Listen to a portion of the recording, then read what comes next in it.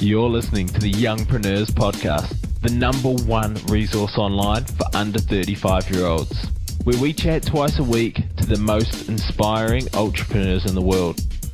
We have it all. If you're looking for inspiration, guidance, or actionable tips to help you transition from that job into a business, or if you're ready to take that business to a whole new level, then this is the place to be.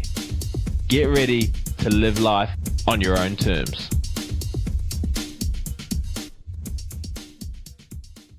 Youngpreneurs, what's happening? Welcome to another episode of the Youngpreneurs Podcast. As always, you could be anywhere right now, but you're here listening to myself and my friend Jack O'Brien, who is a physio by trade, and now he grows his clinics and helps others do the same. And you probably would have heard a episode or two ago, I'd just come back with a weekend with Jack and his colleagues, and it was some of the learnings that I took away from the client experience and how you can kind of apply that to any aspect of any business to really create those raving fans. So there's some gold in there. So go back a couple of episodes and make sure you check that out. But Jack, welcome to the show. Thanks for having me, mate. It's going to be fun. It's my pleasure, man. You've got a cool story. Let's start from the start, though. What was entrepreneurship always on the cards? You know, was it you had parents who were there? You were, hustling, selling, everybody down the street, making them sell lemonade for you, or what did it all look like growing up? Yeah, it's a good question. It wasn't always on the cards, but looking back now, there was always a bit of a streak. So Dad owns a small business, transport company. But it's funny, actually. Someone asked me the other day, what did I learn from him? I probably learned how not to run business. So Dad's, he's getting closer to retirement age and still working 80 or 90 hours a week and making good money, but he's that baby boomer generation of entrepreneur. So I didn't want to do it like Dad.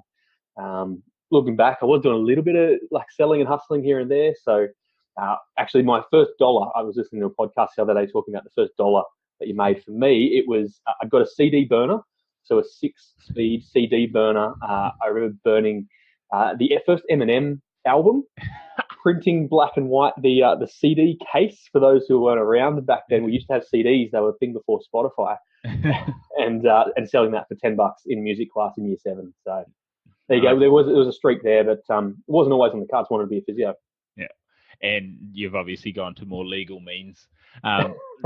Legal means these days, but with the I mean, I've gone down. For those of you who are just tuning in for the first time, I'm a physio. I train physio as well, and I've got a small practice alongside the other things I do. But I think a lot of us go through this journey like, I like sport.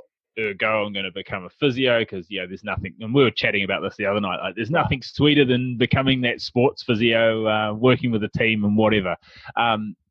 Was that what got you into it? And then what happened when you graduated? Sure. Started working.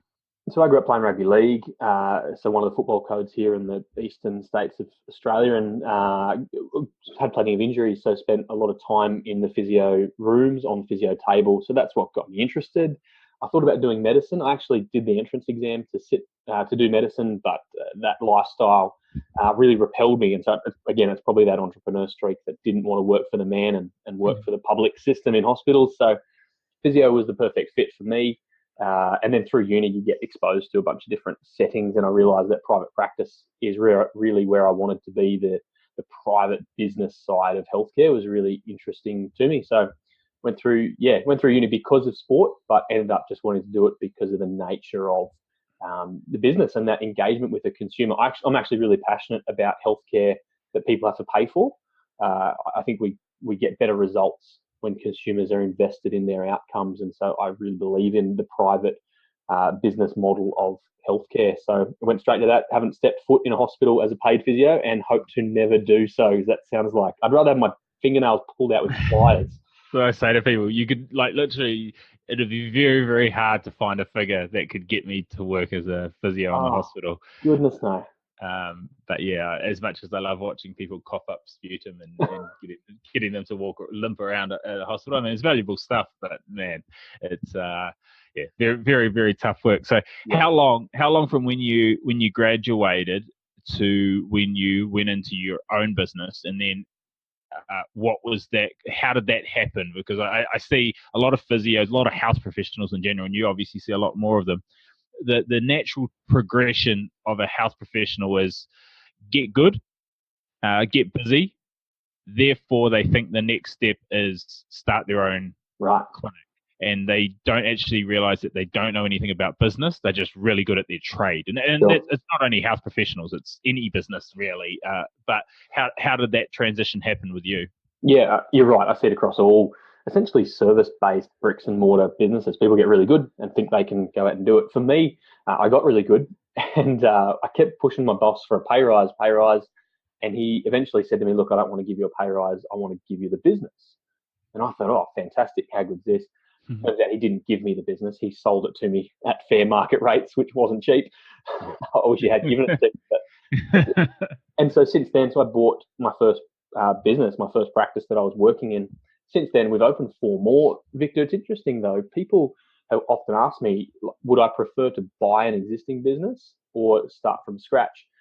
And although the buying a business was, expensive, needed a little bit of debt, and there were its own challenges, I've found that a more rewarding process to buy something that's already got a little bit of momentum. If you've started anything before, we know that cash is oxygen, and getting something off the ground is really difficult. I didn't have those challenges when I bought the first one.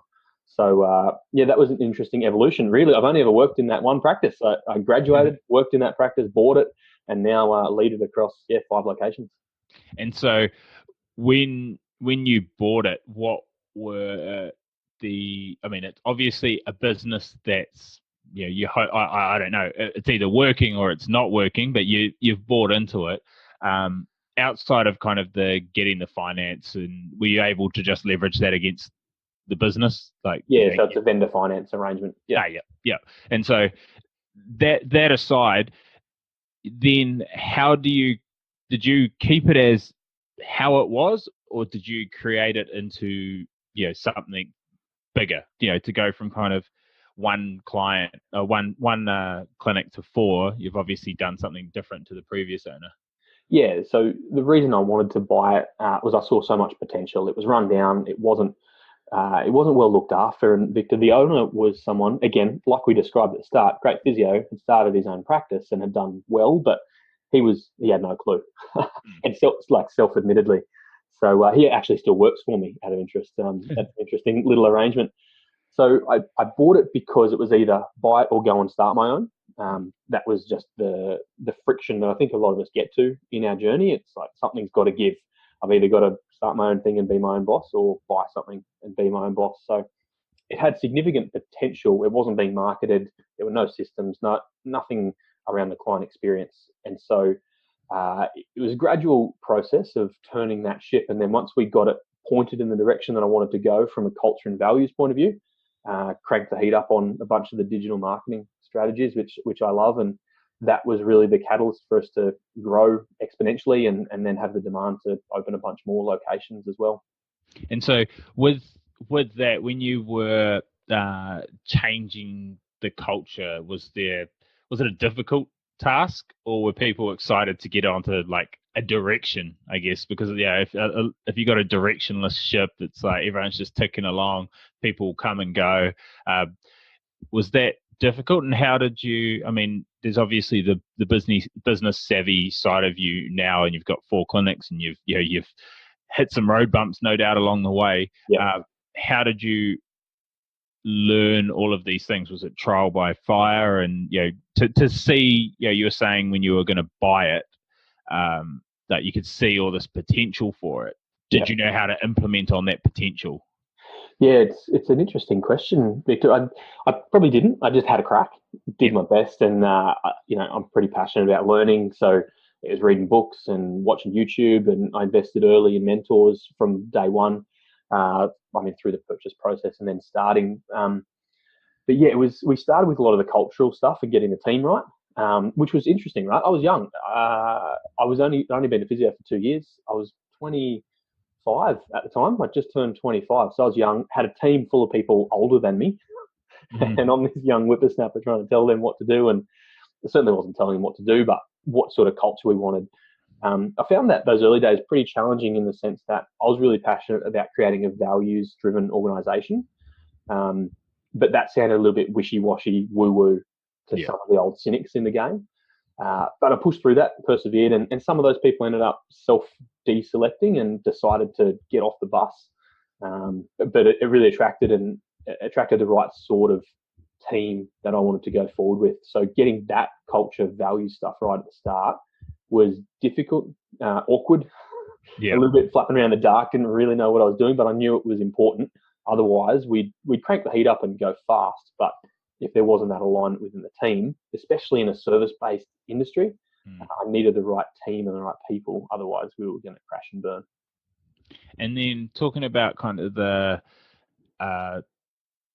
growth aspect, when was the point when you're like, oh, I'm going to start another location and another location, more like, because I mean, some people, and I think I saw a post in a physio group today, some ladies, oh yeah, I've got this new clinic, don't know how to do up my rooms, haven't really got all the systems in place, but I'm sure we'll make it work. Like, was that you, or you're like, okay, we've got our systems on point at this first place, now we can, turn up the heat pretty quick? Yeah, good question. No, we certainly didn't have it all in order for opening up the next ones. It was more a case of patient demand. Yeah.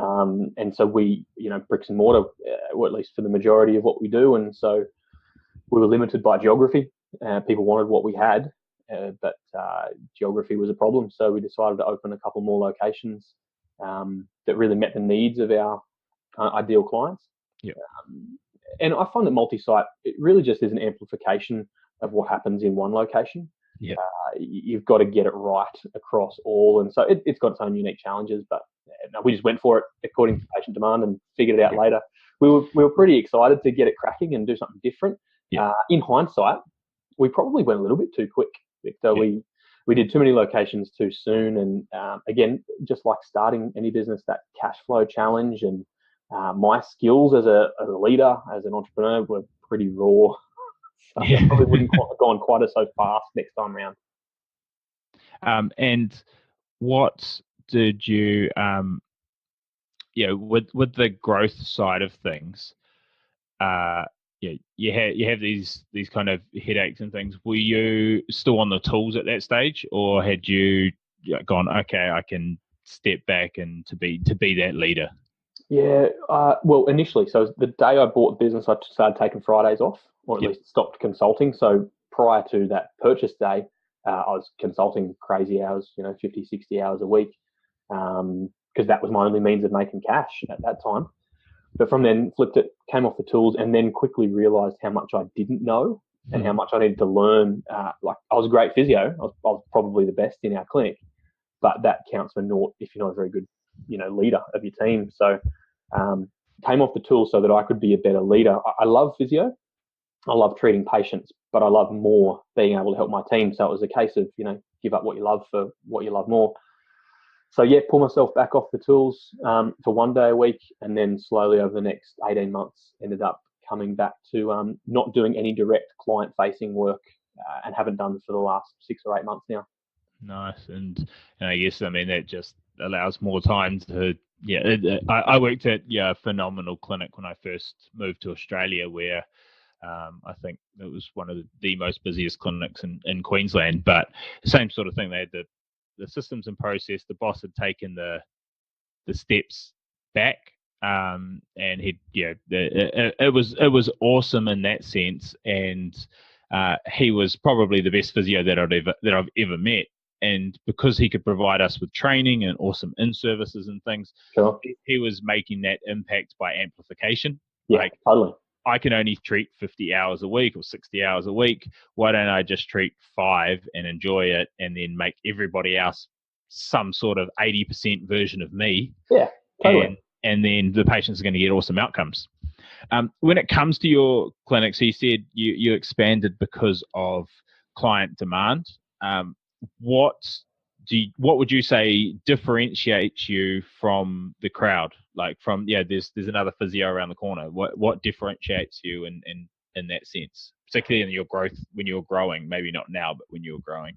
Yeah, for us it was the type of patient that we see. So it was the CrossFit athlete, but that extended to anyone who trains in the gym. I think well, a lot of physios treat sports and Yep. runners and athletes, but for us we really wanted to target those who pick up a barbell.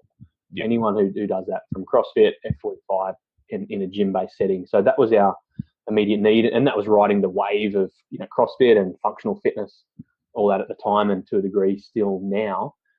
Interestingly, though, that evolution, and that was largely based around me, right? I was the main consultant. I was the face of all the marketing and getting on all the videos, and that's what I love to treat. So by extension, that was the clinic.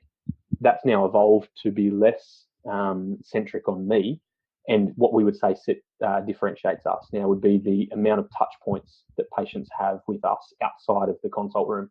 So it's that client experience, like you mentioned, of SMS, video, email, written visits, all that sort of thing, more touch points than any other clinic around the place. Mm. Yeah, it's interesting with it. I was talking to where I have one of the rooms to the GP, and he's just started his second clinic, and we were kind of talking about that.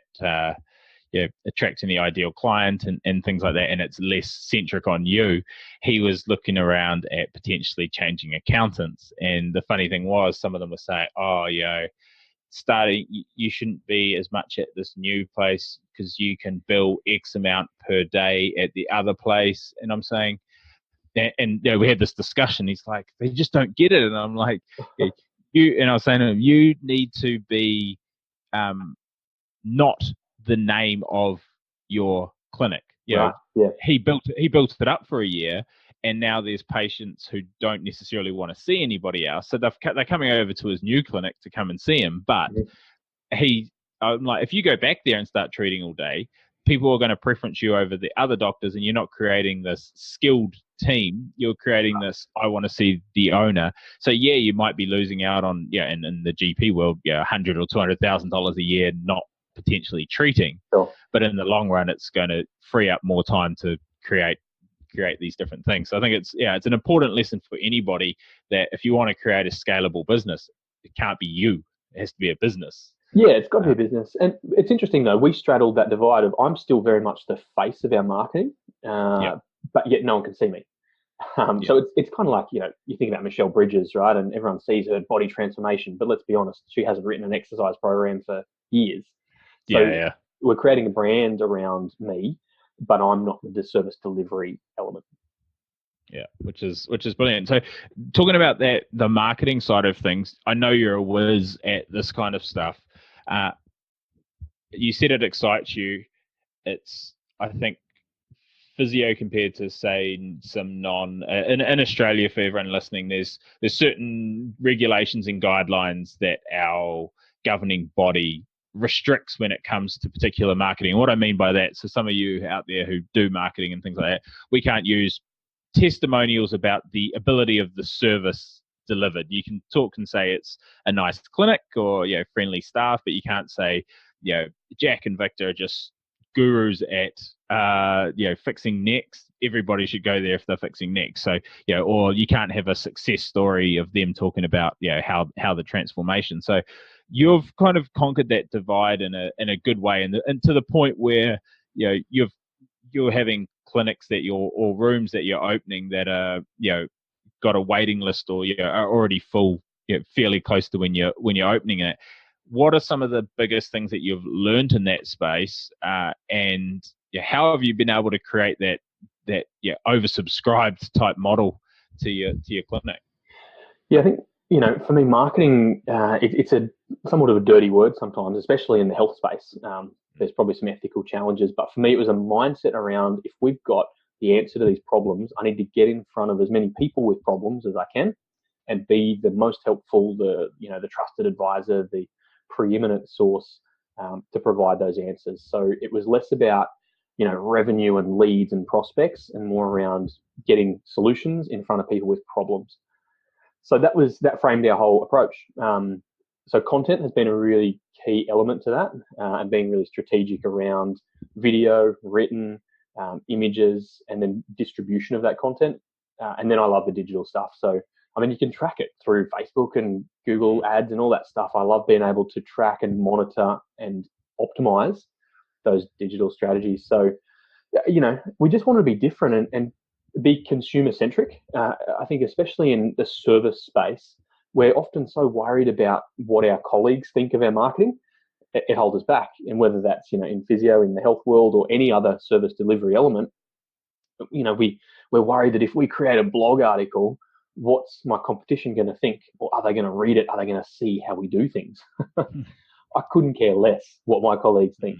Like, I actually couldn't. Part of me wants to be a little bit confrontational isn't the right word, but I want to create some controversy is the word I'm after amongst my colleagues if it's helpful to the consumer.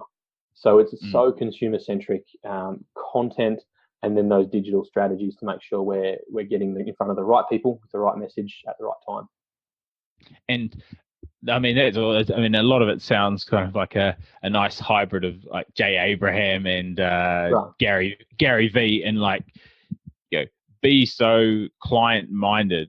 Like, just give them what they want, and then they'll come and see you. Like, it sounds simple, and it basically is. But a lot of people, when they think of marketing, it's like, hey, come and see us.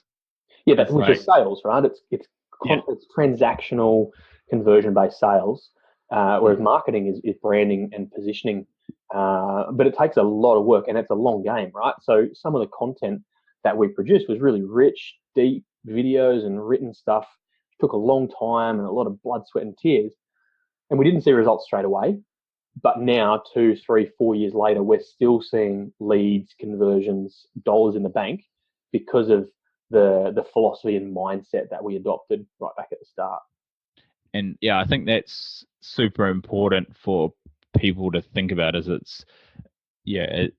You're playing the long game. Totally. Well, you want a mix of short game and long game, right? Yeah. Something like AdWords is fairly transactional. The buying intent's a lot higher, and so you're going to get cash in the bank. And we all need cash in the bank. It's oxygen from day one, but it can't sustain you forever. And a lot of times, paid marketing, will get you those leads up front, but it's not always sustainable. So you want a short-term and long-term approach to marketing and branding if you're going to be in it for the long haul. And I mean, what you were saying before about being able to track the metrics, it's like, the place that I talked about that I previously worked, they put up a billboard. Right. And it's like, and this is back in the day, and it was before Facebook or a lot of people were using it. And not that I'm defending this, but it's like, how do you track if somebody came in off the billboard unless they happen to be bothered ticking it on your new patient form, or they go, oh, I saw your billboard and thought I'd come in. What's the likelihood of you driving past the billboard and going, I'm going to remember that phone number? Yeah, exactly. Or the amount of barriers to get a person in the clinic of they go home, they then remember that they need physio, then they go, okay, what was that place that I saw on the billboard? Then they remember the name, and then they go online, and then back then there wasn't online booking, so it's then I have to ring up somebody. There's so many barriers of entry to even get that person in the door, so incredibly hard to track it. When you're talking your initial clinic when you were using it, so you've got Facebook ads, you've got Google ads, you've got other means of advertising, and you kind of SEO free content that you're putting out on different social platforms. How did you decide, and how were you able to budget is probably the more important thing, because this is multi-business that matters. Is like, okay, I need to market, everyone knows that they need to market, but how did you make those decisions without sinking the ship? Yeah, well, I think so. I want to apologise for humping at the billboard, right? Because it doesn't matter whether it's a billboard or Facebook. It's got to be something that, for me, marketing has to be something that can get in front of a targeted audience, not just a generic audience. And it has to be something that I can track all the way through to know my acquisition cost of a new client. If you can do that through a billboard, then I don't do it. Right?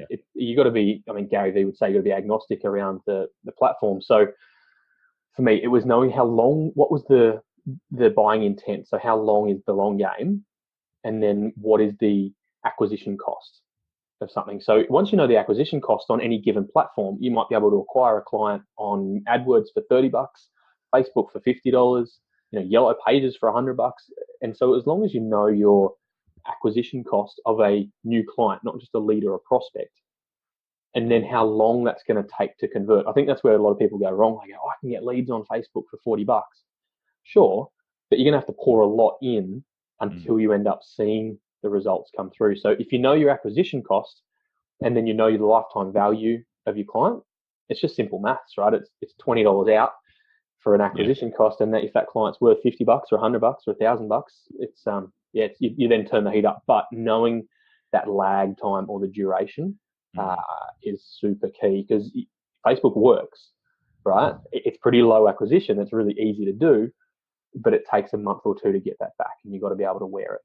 Yeah, and that's what I find with different things is you see certain Facebook marketers talk about, look, they chuck a screenshot up of like, we're getting $3 leads for a webinar or whatever, and then you might jump on a phone call with them and they're like, yeah, so we'll do this, and the first month will be it'll probably be $30, and then once we optimize and can retarget and create a custom audience, and some of this will be going over people's heads, but that to get these really cheap leads, they might have spent a shitload of money to get them. I mean, I like the new room that I've just started. I've done like a cheap initial consultation with a video and whatnot, and it's $20 for a consult, and I'm getting, I don't know, $5 leads, and the other day 4 booked in, 3 turned up, and 3 of them rebooked. So I know that I'll keep those on for, let's say, $400 or $500 worth of treatment based on what they are. So laughing, but I mean, it's about finding that magic, and that's after spending not just on physio, but on other businesses and things, a lot of thousands of dollars to be able to target a little bit better. And there's still a lot of learning to go. Yeah, that's right. Yeah. And I think it's important to track the right metrics. So I couldn't give a rip how many website hits or how many leads or prospects. Like, it's irrelevant. It's conversions that are the most important thing. So you can pay through the nose for leads, but if it's not converting, then it's all money down the drain. And so when it comes to budgeting, to answer your question specifically for the listeners, you want to know what's your capacity, right? If you are looking in a service-based game like us, how many spare initial consults or initial appointments, how many new clients can I fit in the next week or month? Multiply that by your acquisition costs, and that's how much you need to spend when it comes to those paid channels. I think that's super important as well to forecast. Right, you want to know how much you've got to spend to fill yourself up. Yeah, and then you kind of go, okay, well, I don't know. It doesn't matter if it's hairdressing, physio, podiatry, whatever. If you know that you're going to, on average, see that person X amount of more times, then you go, well, I'm going to have less spots the following month. Right. So, and it'll be worth X amount. But knowing, if it can be measured, it can be managed. Right. It's super important. Going back to your clinic side of things, where do you see your role, and where do you see the clinic going forward? Like, over, let's say, the next 2 to 3 years, what's the mid game? I wouldn't say the long game, but what's going forward for you? Yeah, so my role has evolved pretty well now to, we don't have practice managers, so we've got a pretty cool work environment. Our team have unlimited leave. They work whatever hours they want. It's a pretty cool environment. So my role is now lead generation, so getting more people through the door, and then leading my team. And so I love that. That's basically all I do. My wife is my business partner. She looks after systems and finance, so she keeps the wheels turning. But it's a real nice adjunct. It's perfect. Yeah, that's right. So I was doing those 4 roles. So finance, systems, lead gen, and team. I was doing the 4, and we've split those. Yeah. And that was essentially our practice manager role, right? That can be done in a week. So I've split that. So all I do basically is have coffee and play with Facebook. I hang out with my team and do all the marketing stuff, which is pretty awesome. So for us, we want to consolidate and be in our region. We probably don't want to grow any more clinics. Like I said, it's tough and expensive. But have our 5 clinics as the preeminent provider of physio in our location. We're going for great places to work, so we're going to apply to be Australia's best place to work. Following one of my mentors, Tristan White. And we're going to be on the AFR Fast 100 list in the next couple of months as well. So we're pretty proud of those achievements. And then where do I see the clinic? For me, I now spend actually almost the majority of my time is now mentoring other clinic owners how to implement the same systems, team, and client experience across their clinics. So for me, Terrace Physio Plus, my clinic, is the beacon. It's the lighthouse of how to do things as an example for other health professionals that want to run great clinics. Nice. And I mean, I think for everyone out there, obviously, we don't get a lot of, and I particularly just don't get a lot of traditional brick and mortar businesses on the show, because they're done time and time again, and a lot of them are done particularly poor. Not that I'm saying a lot of online businesses are done well, but I think you can see the difference with a lot of businesses that you'll probably go in with how Jack's created systems. He's been able to actually turn himself into a leader rather than an employee who's hired himself a job with more hours. And the difference that creates, like there's obviously tough times in and amongst that, and stressful times, but when you get it and you get the buy-in and you create the culture that you want, you create the systems that are basically like a tap. We need some more patience. Yep. We need to do that. We need to keep people aware of who we are, so we keep that running in the background and keep making sure we're adding value, and then making sure your staff are happy, because happy staff, I'm sure it's just like where I used to work, is ridiculously low turnover. Everyone was really happy with what was going on. They could see what was going into the future, and happy days. In regards to the not so happy days, what's some of your biggest trials, tribulations, tearing out your awesome bed? What's some of the things that you've been challenged with? It's such a double-edged sword, right? Like you said, for me, team is so vitally important. Whether you're online, offline, bricks and mortar, product, service, I don't care. We deliver through people. You might have a small team that's highly leveraged, or you might be in a service game where people are your product, Yeah. And so for me, I love, that's my pure joy, is to lead my team and see them win at life. However, they are the source of my biggest frustration. I run around putting out fires and dealing with adults who act like teenagers most of the day. And so, get this, when I bought the business, within 3 months, we'd realized that the practice manager, or essentially senior receptionist, had embezzled nearly $100,000. And the business owed her 17 weeks of leave that I had to pay. So that was just horrible.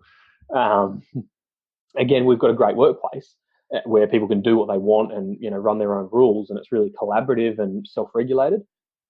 But that comes at a price, and so I got to juggle. Young staff. We've got a pretty passionate young team now, but they're falling pregnant. They're traveling the world. They're trying to buy houses and make financial gain for themselves. So, employing people is pure joy, but it's pure hell a couple of nights a week as well. So run me through how that, the not necessarily how it happened that she embezzled the 6 figures, but the majority of clinics generally like their clinic manager. Mm-hmm.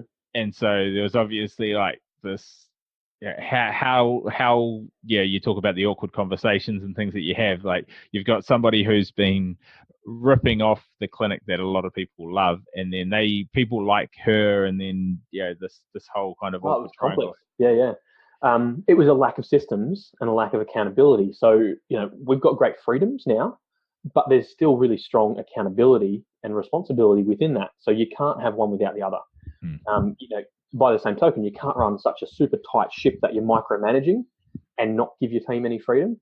You can't give them all the freedoms without responsibility. And so, basically what happened, the previous owner hadn't kept tabs on her, and she'd given herself a pay rise every 6 months for the last 8 years. Jesus. And was paying herself about $15 an hour over the going rate, and he hadn't checked. Jesus. And she actually thought she was doing the right thing.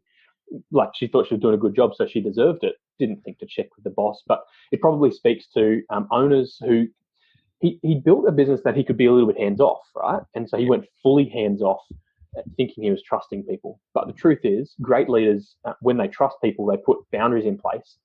Boundaries create freedom. It's not a lack of boundaries. So again, it speaks to leadership and getting what we get done through people in healthy relationships. Yeah, and I think that's Ray Dalio's Principles book speaks to that. It's like 100%. don't blame the staff member.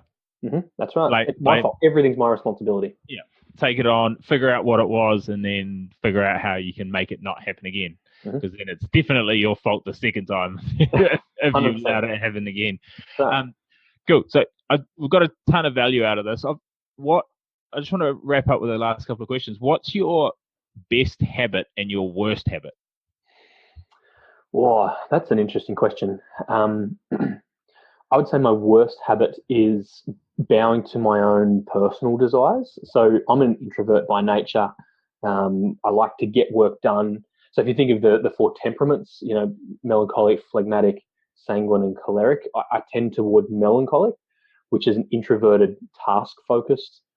So for me, that's where I tend to go. My default nature is to be alone, to get work done, and forget that there's humans involved.